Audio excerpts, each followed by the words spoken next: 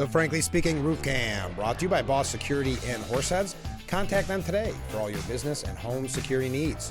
Welcome back to Frankly Speaking here on WYDC TV Big Fox. I'm your host, Frank Acomb. We are broadcasting from the Hesselson studio, and in that studio, we're talking with the authors of Presidentess. Thank you so much for being on the program. Thank you for having us. This is really exciting because I know, first of all, I don't even know where the name comes from for the book, let alone do I know about the subject matter. So if you want to begin, where does that name come from, Presidentess? Sure. Well, Presidentess was first used to talk about Dolly Madison, the Washington National Intelligencer, the preeminent newspaper in Washington at the time. Her husband, James Madison, became president, used that term to convey that there was a significant female presence in the White House, that there would be some importance associated with that position. And it was reprised by Julia Tyler, by the media, about Julia Tyler when she became First Lady in June of 1844. And we thought it was a, one word, very catchy slogan almost to describe her importance. We wanted to convey to the reader, to people who might pick up the book, that she had importance beyond what most people probably would expect. And we wanted people to also say, what does this mean? A presidentess, we know what a president is, right, but presidentess is obviously a female version of that, and we wanted to pique people's interest. We thought it was a great way to present the book. And what was it specifically about Julia Tyler that you said a book needs to be written? Well, she was I'm sorry, go ahead. I was going to say, one of the things I would say is that we didn't really pick Julia Gardner Tyler. I think Julia picked us, and one of the ways she picked us was because Chris was writing a book on John Tyler. That when I met Chris, he was expanding his dissertation on John Tyler, and he wrote a book called, President Without a Party, The Life of John Tyler, and that was published in 2020. But when he was doing all the research for that book, he had gone to Yale University. He had a bunch of letters of Julia copied and sent back to our house. So there's a huge box of her letters sitting on our dining room table. And I was thinking it was not really good for my decor. And finally, Frank, I said, listen, you have to address these letters or they're going to have to go out to the end of the street. And so he finally admitted he couldn't read her handwriting. So I said, I'll give it here. I'll try to see if I can read it. But he was right. She has the handwriting only a mother can love. Okay. She never saw a punctuation mark she liked better than the dash. Okay. She didn't like periods, commas, exclamation points, question marks, nothing. A dash was it. And so I understood that I was going to end up getting sucked into this project. And so I feel like she chose us or she chose me, I would say, because I taught myself to read her handwriting. Wow. And then what we found was that she had been flattened by the historiography that had been written before. And every time we thought that we knew her, another document would appear, and that changed the story about her. So by the end of our research, we realized that we had been writing about 4 or 5 different Julias inside one remarkable woman. And that's what makes her story so compelling. So what you're saying is, with her handwriting, she's kind of ahead of her time with texting. She would have fit right in. She would have loved texting. Been great. She would have had all those acronyms down. Yeah. Smiley face instead of a period all the time. So what, with Presidentess and the name, what was the influence? Because again, a lot of people probably tuning in right now don't know a lot about Julia Tyler. What was her influence as role of First Lady? Well, she was First Lady only for 8 months. And on the surface, that would appear to be the case where she didn't have much influence. Right. But what I think is significant, what we want people to understand, is that she essentially continued the evolution of the role of First Lady. Obviously, Martha Washington was the very first First Lady, the first president's wife. Right. But Dolly Madison really began to shape the institution of the First Lady, and Julia contributed to the evolution of that role. She sort of moved the process along. She was very influential in terms of the social style of the Tyler administration. Previous accounts of her had made a lot about the fact that she had been to Europe when she was a young woman, and she brought a lot of European court sensibilities back to the White House. that's been a little bit over exaggerated. But what she did do is reestablish the formality of White House social functions. She's also the first lady to have a portrait of herself hung in the White House. She donated her wedding portrait to the White House, and hers is the first. You know, we nowadays expect that the first lady and the president both will have a portrait, an official portrait done. But Julia Tyler contributed to the evolution of that process by starting it. And what was that? You mentioned the wedding painting. What was that wedding like?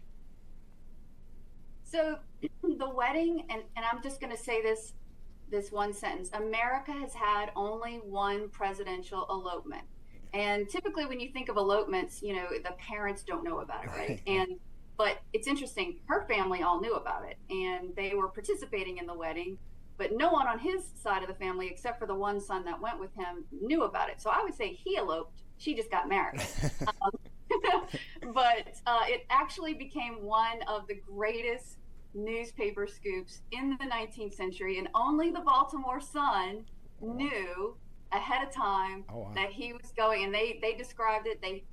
He had said, okay, so what happened was he had just lost this the legislation of, he was trying to get Texas in through legislation, and the Senate had voted it down. So I guess that put him in the romantic mood, and he decided to go get married. So he tells everybody he's going to go take a break. He's going to go down to Virginia and just chill out for a little while. Instead, the people at the Sun noticed that he got on a train that was going to New York. So they put something in the newspaper that day or the next day and said, hey, he looks like he's going to sign a treaty with the young Miss Julia Gardner from East Hampton up there in New York. So they were the first ones that got the scoop. Wow. But it was so quick that she didn't have time to finish hemming her wedding veil. So she clearly wasn't a bridezilla, because no bridezilla would ever walk down the aisle without having the hem of their wedding veil done. So she and they in the morning they went over to the Church of the Ascension. That church is still extant. You can go. It's still a working church, and so you can see the very church that they were married in. And then that afternoon, they took a tour around the island of Manhattan on a military Navy ship. They fired cannons. Wow. So everyone knew that they were married after that. So then, you know, the avalanche of publicity started to happen on the pair of them. So I guess when you think about the real story, it's really better than the legend. It really is. And that ties in because we talk about media coverage. By the way, that's some dogged reporting by Baltimore Sun. That was taking a chance, right? But that's really impressive. But compare that when we talk about the media today and nonstop 24/7 coverage. Tell us about arguably the biggest story that some people may know about Julia Tyler, and that's the Rose of Long Island. Okay, so the Rose of Long Island, I actually wrote an academic article about this back, I finished it in 2016. It was published in 2018 in New York History Journal. And what happened was, back in 2012, I had been reading a lot of her letters by that time and transcribing them for Chris's project, and I came upon this, this book, Robert Seeger's book, In Tyler Too, and he asserts that she posed for this advertisement for this dry goods store, and that her family was upset about it. They took her off to Europe so that all the gossip would die about it.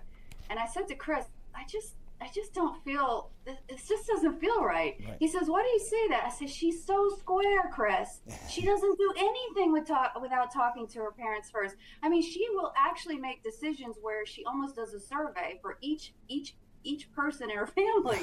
So it just, when that kind of tension happens in history, you have to start pulling the threads on it to see if it's really true. Yeah. And so he said, Chris kind of challenged me. He said, Sharon, do you think you can prove that? And I said, well, since Seeger says there's no letters about it in the Gardner-Tyler papers, I guess what I would do is go after the artist. Right. And that's when I started looking into Alfred E. Baker's past. And I also had the benefit of digital newspapers. So now I will, and you can probably understand this, Frank. Right. you Google a man that's named A.E. Baker, Yeah. you can imagine how many things are going to come up to the top. Yeah. But I just said I will start at the top and work my way down. So the 2,000 things that came up, probably like 1,978, an article came up that said that this man was thrown in jail for creating caricatures for women, for daughters of prominent New York society families. And it's interesting when I did finally go back to Yale, I found 2 letters that perhaps had not been processed when Seeger had done all of his work back in 1960. And it was a letter that she wrote to her brother saying, my caricature got to East Hampton by way of Sag Harbor. And when she wrote the word caricature, I realized, okay, this is not an advertisement. This is a caricature. This is a new animal we have to look for. Yeah. Once you understand what you're looking for, then it actually becomes easier. And it's not 100% easy, but you know what you're looking for. And that was very helpful. So that to me is one of the biggest things that we found that actually opened up all of the understanding of why she was the way she was once she became First Lady, and then post First Lady. She was already well known in the public. She had met the editor of the New York Herald when she was debuting her debut in 1839. Okay. So he started writing about her right away. So she was already a public person before she ever married Tyler. The Rose of Long Island assured that as well. And then when she marries Tyler, then she becomes part of political caricatures moving forward. So I think most of your first ladies, you probably know that they marry their husband escalates through the political world, and then they become first lady, so they kind of see the direction. Julia was already a public person, then she married another public person, so it's a very different dynamic. So yeah, the Rose of Long Island caricature was a big linchpin in both the research and understanding how she behaved towards the press later in life. Do you think your next project is going to be the biography of Alfred E. Baker? Well, it's interesting. You know, I found out a lot about Alfred E. Baker because, thank you for showing I that. I know. I should have had it on the screen better, but yeah. There you go. No, he started out as an artist, and then he went to jail, and they destroyed all of the lithographic stones, and that was something I had to teach myself. What is the lithography process? And it's actually done on these big, thick stones. And they went and cracked all of his stones. So he basically, they put him out of business. Wow. And so then he became like a night policeman. He also worked for the New York Herald. Oh, interesting. James Gordon Bennett, and he actually saved James Gordon Bennett's life. Someone sent him a bomb. They called it an infernal machine, but he deactivated the bomb before it could go off. And James Gordon Bennett made sure that he became New York City's first fire marshal. So he had a very interesting life, and that's something about 19th century America that is very unusual. There were no Social Security. There was no, unemployment. Right. If you failed at one job, you just decided to do another job. And he ultimately went back to being an artist. When he died, he was back doing what he, I guess, loved to do, and was an artist. So he had a really interesting life too.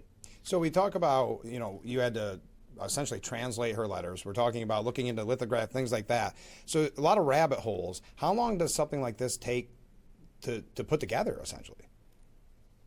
So I would say it took about 3 years for me to do the journal article, to do all the research and writing and all of that. And then Chris's book came out right when COVID hit, so 2020. And then we probably started working in earnest on putting together a book for Julia Gardner Tyler, Presidentess, as you see on the screen, and in 2021. So I guess it's been total about 8 years, really, in the works. Oh, wow. Yeah. Okay. Was there anything when you did all this and you did go down all these rabbit holes that surprised either of you the most, that it was the kind of your big takeaway from all your research? Yeah, I was surprised by just how wrong the previous historiography had been on so many of the most significant details of her life, which, of course, once you start getting the other details wrong, the entire life becomes suspect. So I was surprised by how wrong most historians had been. I guess the other thing that surprised me the most was that she had a really complicated relationship with Dolly Madison. She had Dolly Madison attend, or she at least invited Dolly Madison to every presidential function that she hosted. So she recognized the historical importance of Dolly Madison to the role of First Lady. Sure. And on the surface, it looked like they had, this really terrific relationship, a mother-daughter, mentor-mentee kind of relationship. But as we got more into the research, we got deeper into that relationship, we discovered there were some things that made it more complicated than I suspected it would be. And also, I think in some ways it was more complicated in the sense that Dolly knew it was complicated, but Julia didn't know everything that was going on behind the scenes. So I think that's actually an interesting part of the book, is to focus on this relationship she had with Dolly Madison. That really surprised me. Are you surprised when you learn all this? So this is actually like the first full-scale biography, correct me if I'm wrong, right? The full-scale biography? Yes. Do you think would you have expected something sooner? Well, I think First Lady's studies as a subgenre of history has only recently begun to take off. We see a lot of books about First Ladies, particularly the modern First Ladies, but we're going back in time into the 19th century and seeing more scholarly work being done on First Ladies. So it doesn't surprise me in terms of the historical profession focusing on other topics, but I think it's almost the time has come now for a full-scale biography of Julia Tyler, just like the time has come to look at First Ladies more broadly. And what a good segue, because I was just going to bring up Keuka College. All right. How do you like this segue? Speaking of learning about more First Ladies, what do you got going on at Keuka College? Well, this semester I'm doing the second version of my First Ladies course. It's for History 250, which is called Reading the Past. And every fall I teach this course. It's a combination of methods and narrative course that we've developed. And every semester, every fall, I have a different theme. This fall's theme is First Ladies. And what we're going to do is we're going to look at 4 biographies of First Ladies, trace the evolution of the role of First Lady through Dolly Madison, Mary Lincoln, Jackie Kennedy, and Barbara Bush, and look at how the role has changed, and also look at the context of power. What power do First Ladies have? How can they have power when there's nothing constitutionally designated for them, in terms of what their role might be? Right. So I'm really, really looking forward to this. I taught the class in a different fashion, taught a First Ladies class in different fashion 2 years ago. And I've sort of built on what I liked about that course, what I thought worked really well. We start with Michelle Obama's 2016 Democratic National Convention speech. And, I guess if anybody's listening that's in the class, they'll have a preview of this. What they're going to do is they're going to look at how that speech illustrates First Lady's power, and then we're going to go back in time to see how we got there. So I'm really, really excited about this. I'm really looking forward to the semester. Well, and that's why I think, and I should have prefaced it by saying that you work at Keuka College. Keuka College has such unique offerings like this, and I think it's what makes it so special for not just our area, but for anybody that attends. Yeah, I think so. I think there's a lot of flexibility for instructors. You have obviously your basic framework for curriculum and for things that you must do. I teach both halves of the U.S. survey course, which is a staple in every college and university throughout the country. But this course, my division chair, Jenny Joyner, and I worked it out when we were redoing the curriculum several years ago. So it does offer a bit of flexibility. I like the flexibility of being able to do different themes. Last fall, I did Vietnam War memoirs. That was a really intense course.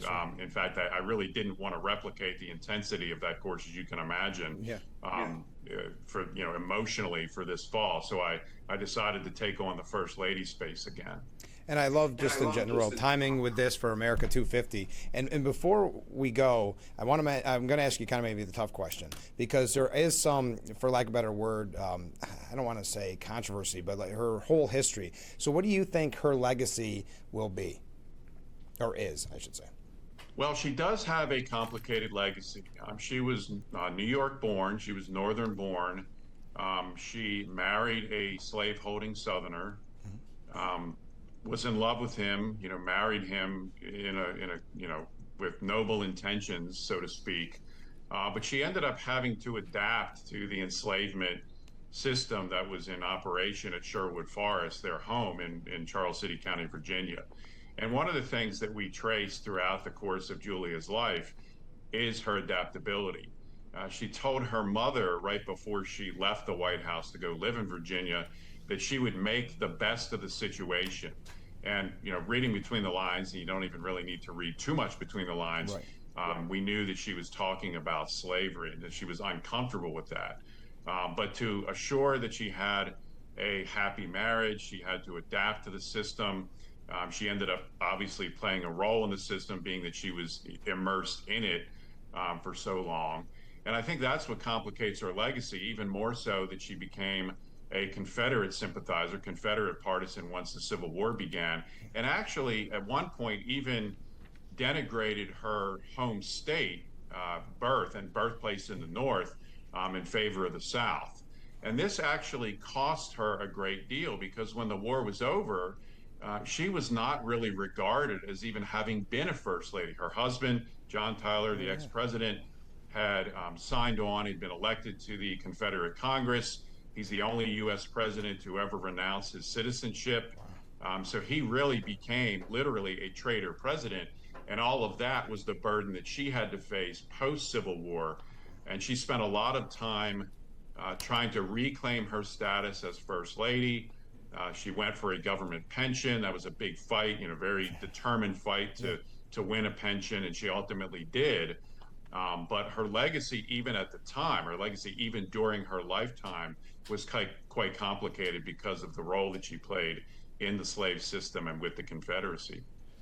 Well, first of all, I got to say thank you for giving us so much time. I think I could keep you all day because this is fascinating. I've started the book. Everybody get it on September 29th. Before we go, where's the best place to buy it when people line up on September 29th?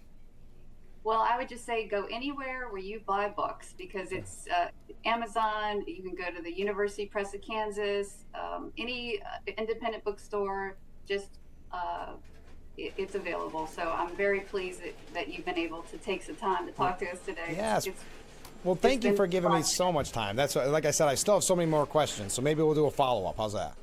That sounds good. I wouldn't mind that. Yeah. All right.